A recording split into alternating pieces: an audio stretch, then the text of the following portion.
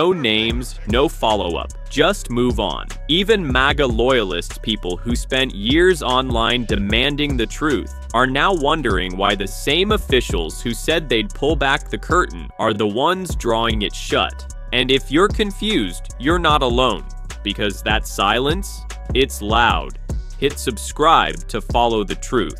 According to Wired, metadata embedded in the video and analyzed by Wired and independent video forensics experts showed that rather than being a direct export from the prison surveillance system, the footage was modified, likely using the professional editing software Adobe Premiere Pro.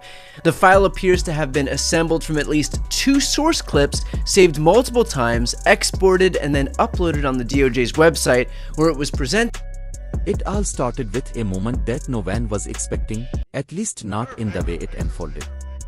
The air in the room was thick with tension. Journalists leaned forward in their seats, cameras were rolling, and millions were watching online. On one side, you had Karoline Leavitt, the fiery Republican communicator who built her career on sharp, unwavering defense of her party's ideals. On the other side, the wild card in the modern political game, Elon Musk, the billionaire tech mogul whose tweets can move markets, sway public opinion, and spark global debates in seconds. For weeks, whispers had been circulating that Musk had something big to say. Not about Tesla, not about, and not even about his controversial management of X, the platform formerly known as Twitter. No, this was supposed to be about Donald Trump. About what Musk really thought. You can answer yes or no to these. Yeah. Would you declassify the 9/11 files? Yeah. Would you declassify JFK files? Yeah. I did a lot of it. Would you declassify the Epstein files? Yeah, I would. All right. I guess I would. I think that less so because, you don't know.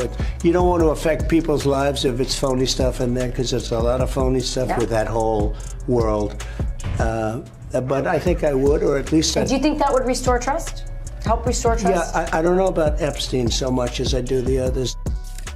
9/11, yeah. JFK, I'm with you. Jeffrey Epstein, yeah. Well,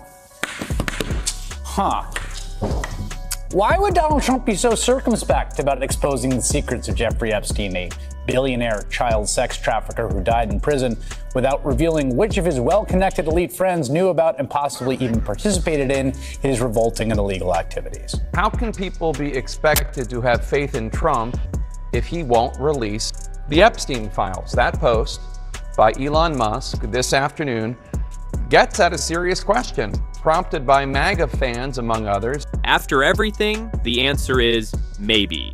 Not yes. Not number. Just a vague shrug and a quick pivot. Trump says, we'll see what happens, while MAGA loyalists... And more importantly, what he knew. When Musk finally sat down for a live interview, his posture was casual, but his eyes they gave away something else. He wasn't here to dodge questions. He wasn't here to play safe.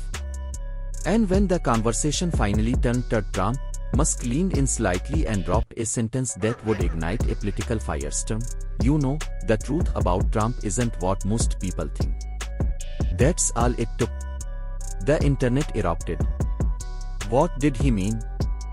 Was this going to be praise, criticism, or some calculated middle ground? But Musk didn't let the suspense hang too long.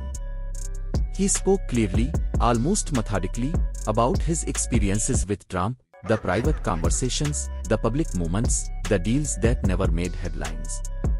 He painted a picture of Trump that wasn't the standard media caricature, nor was it the glowing hero image his staunchest supporters hold. Instead, it was raw. It was complicated. It was the kind of inside information that, once out in the open, are now asking why anyone's still talking about it. For MAGA, it's not just disappointing, it's disorienting. The problem is they caught the car. All those people talking up that way now have the goods. They're in the government. They used to be pointing their finger. They found it pointing at themselves, like many an old internet meme, and it's blown up on them. So this matters politically because one or more people may be out of a job. It matters in a deeper sense because we're seeing the limits of governing by clickbait or political conspiracy theory. They promised the truth. But when Elon Musk dropped Trump's name, everything changed. Trump stalled, his team scrambled, and the one question they can't seem to answer, why is his name even coming up? Don't go anywhere. The part they didn't expect is coming next. Elon Musk went absolutely nuclear. He tweeted, let's put that up on the big screen. Time to drop the really big bomb. Donald Trump is in the Epstein files. That is the real reason they've not been made public. Have a nice day, DJT.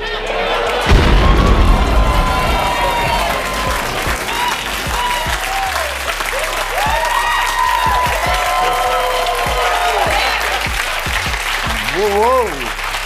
Couldn't be taken back. Karoline Leavitt was watching in. And you could see it in her reaction.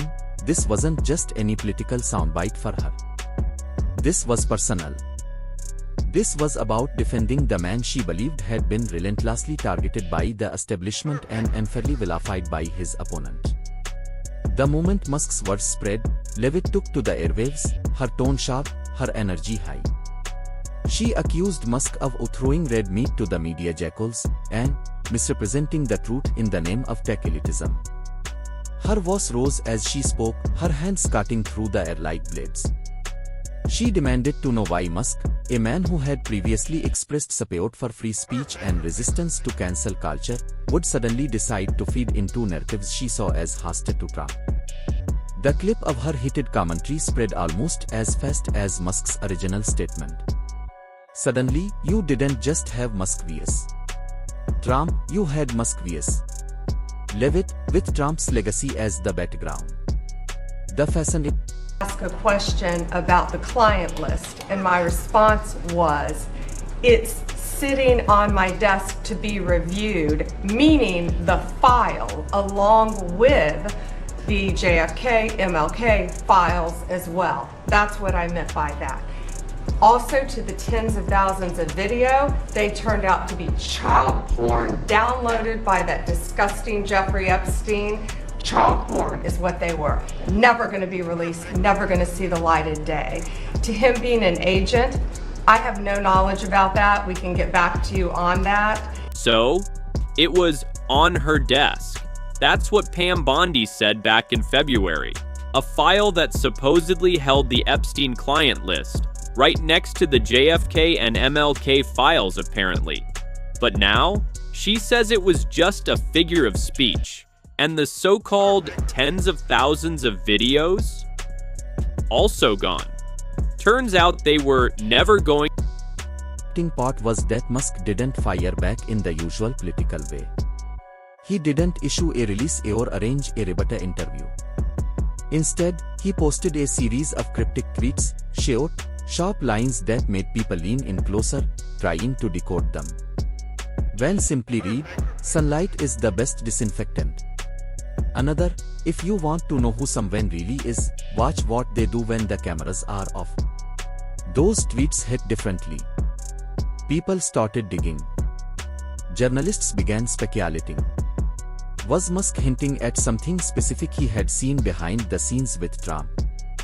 Was he subtly implying that certain political figures had two faces, the one they show to the public and the one they show in private? And if that was the case, where exactly did Trump fit in Musk's assessment? By now, Leavitt wasn't just frustrated, she was livid. She went on a primetime appearance and called Musk's statements reckless and borderline sabotage against the conservative movement. She framed it as a betrayal, not just of Trump, but of every supporter who had rallied around the idea of fighting the so-called deep state and media bias. Her language was sharp. You can't call yourself a champion of free thought and then undermine the most significant political disruptor of our lifetime with. Meanwhile, Musk's supporters argued that he was doing exactly what a free speech advocate should, telling it like it is, even if it ruffled feathers. They pointed out that Musk wasn't exactly endorsing the media narrative, nor was he fully condemning Trump. Instead, he seemed to be offering a more nuanced view, when that to exist in a world where politics is rarely black and white. As the days went by, the feud didn't die down. In fact, it grew. Talk shows were looping the Musk clip alongside Leavitt's rebuttal.